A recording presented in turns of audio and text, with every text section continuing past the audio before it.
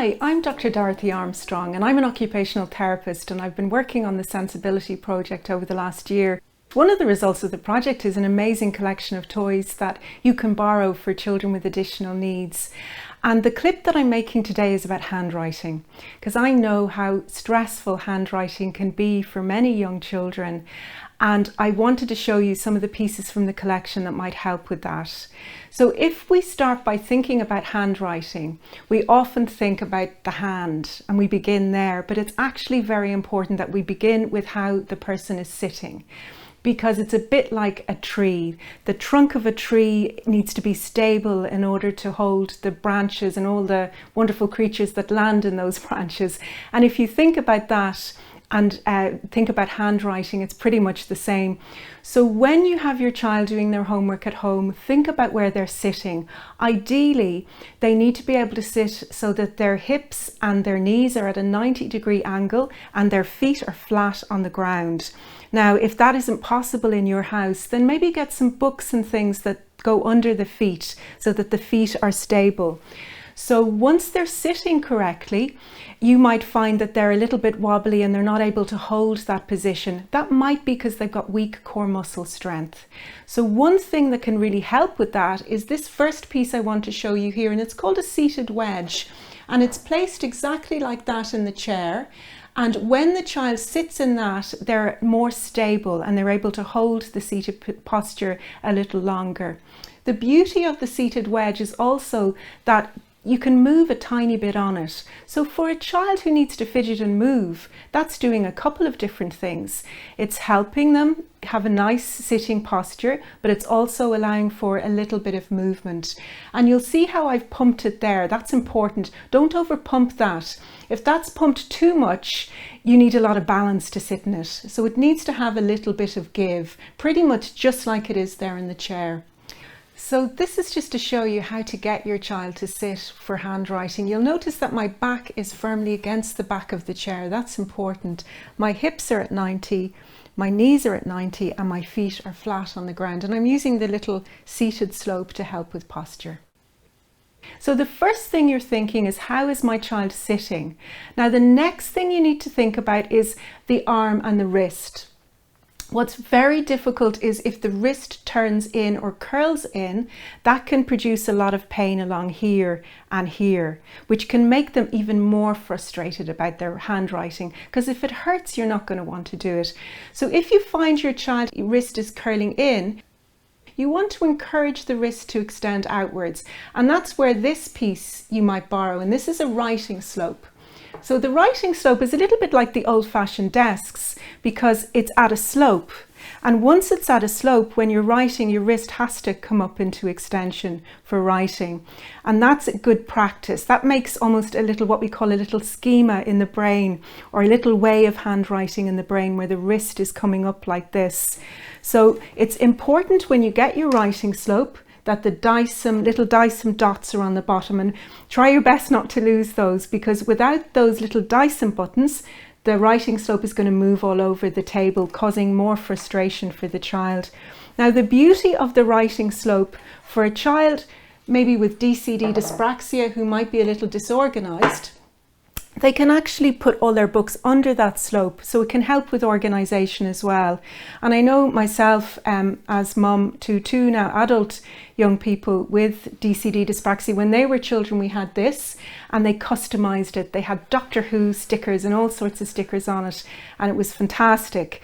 So that's important, because when the child comes in with something different, you got to own it and you got to have confidence with it and bring it in, and almost want everyone else in the class to want it as well. And you can do that, you can carry it off. So now we're thinking of the hand itself. So with the hand, if we think about the pencil, the best way to hold your pencil is in a tripod grip like that. So we have the pointer to the front, the thumb underneath, and the middle finger. The pencil is resting on the little finger. The reason for that is it's easier. The little muscles, there's loads of little muscles in your hand and they can strain. So if you're writing like this, again, you can get a lot of pain down here. So we want them writing like this. Now, Sometimes we give children pencils far too young, and if you give them a pencil far too young, their little hands don't have the strength to hold it, and they can develop all sorts of unusual ways to hold the pencil. And then young people with things like DCD dyspraxia also have difficulties holding the pencil, and we tend to see a thumb wrap grip. So after the age of about 8, it's incredibly difficult to change a handwriting grip because it's formed a little schema in your brain. So it's in your brain rather than in your hand. But before the age of 8, we might try and change the handwriting grip. I'm not saying you can't afterwards, but I want you to know how stressful that might be for your young person. So if we're going from a thumb wrap grip, one of the best ways to help the child learn a new way to hold the pen is with this. These are called claw grips. You might change the name of that for your child in case if they don't like that word. You can change it to whatever you like. And there's 2 different sizes. You've got a little one and you've got a big one depending on the child's hand size. So let me show you the big one. So the first thing you do is, you see it's got 3 little hats. So put the pencil in the same direction as the hats point. See? That's important. Now, when you're using the pencil, put your hand like this, the webs of the hand apart, and put the pencil in the web space between the thumb and the index like this. And then what you're doing is, you can see here, one of the little hats has a T on it. So I know I put my thumb in there, my index goes there, and my middle finger goes, it rests. So now look, I've got a lovely little tripod grip, and it's easy because my fingers are resting in their little hats. So that's a lot easier than me doing it myself. So you might use that for the child for a while until the little muscles get a bit stronger and the brain has learned a new way to hold the pencil.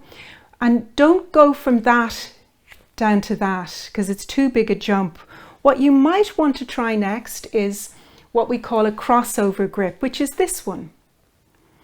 And with the crossover grip, again, we put the pencil in like this, and we've got a thumb on one side, the index on the other, and again, the middle finger resting at the bottom. And there's a place for all the little fingers, and the thumb can't come over because it's resting in that little groove there in that space. And again, once the child gets used to the less support than this and has moved on to this support and is doing quite well, we then might want to shift them to this one. Something like this. And again, it tells the child where to put their fingers, but it's less supportive to that thumb. So we've got something similar there, but the thumb could come over if it wanted to, but hopefully it won't at that point. So that's the sequence we might go with those hand grips. But if your child still is finding things difficult and you want to just thicken the pencil for them because maybe their hand is getting tired and sore, then thickening it with something like this triangular grip is a good idea. So it just thickens the pencil and it makes it easier to hold. So there's some of the grips that might work. That can work for a child who might have something like juvenile arthritis and find it hard to hold a pencil. If we thicken it, it's much better for them. But if we take it back even to pre-writing, so when a child is learning how to write, when they're very young, they might hold a pencil like this. And of course, we eventually want them to move to that. So let me show you this little grip we have for very young children, pre-writers. We might use this little ball. And then we're going to go from that type of grip to this type of grip. And you can see how close that is to this later one that you want to develop.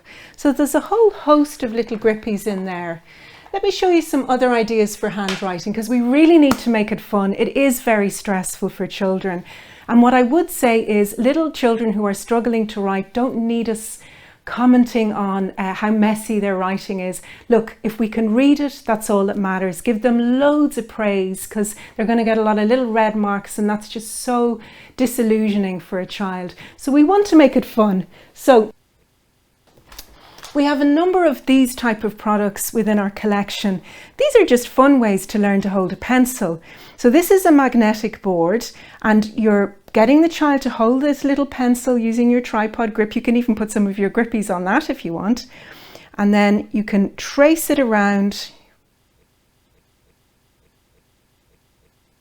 Tracing it around and the buttons the little balls follow, and it's quite satisfying because you're getting a lovely pull from each ball, and children quite like how that feels, and you bring it round. So you want to be practicing handwriting in a way that isn't stressful. And another little trick, and this is from this marvelous program called Handwriting Without Tears. Now, Handwriting Without Tears is a great program, and you can get more information on Handwriting Without Tears on the website, but we've taken some of their products to use. And this is the little blackboard.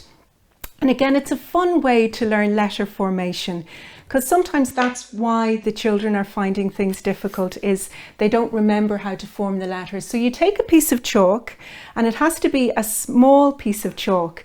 And the reason why I've made it small, and this is according to the Handwriting Without Tears program, is when it's small, you're forced to hold it with that little tripod grip. You can't do that, and you can't really wrap that. So you have to hold it like that. So it's a nice little practice. And then the first thing we might do, we might get them to write all their letters, and then we realize, maybe it's the letter B or the letter D that they're finding difficult. They might be reversing them. So we might say, okay, we'll do the D here. So I would say, I'll draw it first, my turn first, let me draw it. I do forgive my writing because it's going to be quite tricky. And down, and a little flick. And what you can do is get the handwriting copies from your child's school and look at how they're forming the letters in the class. So I would draw it first, and then I would say to the child, what I want you to do now is just rub that out. So you're going to wet a little bit of, it might be a bit of cotton wool or whatever it is, and you see the way I'm even squeezing that? That's a little exercise for those muscles I need. So then I get them to wipe it using the same motor pattern as I used to write it myself. So down and up and down and a flick. And then that's one repetition of the letter. And then I get a dry piece. And let's do another. I'd say to the child, well, we need to dry that now. So we start here and round and up and down and a flick. That's a second repetition, hopefully without them even noticing. And then they get to draw it. And at this point, they're usually quite excited to draw it, whereas they might usually hate doing letters. And all they have to do is do it in the same pattern. So round and up and down and a flick. And they might even do a few more beside it just to compare. And that's a lovely way of doing letter practice. So we've gone through a lot in our handwriting clip. I've talked to you about the importance of posture and how to sit. I've talked to you about the wrist being a little bit an extension and using the writing slope, and our little seated slope to help with sitting. And we've talked about the handwriting grips and a couple of ideas for how to do the letters themselves. So I want to wish you all the best with your adventures in handwriting. Thank you so much for looking at the clip.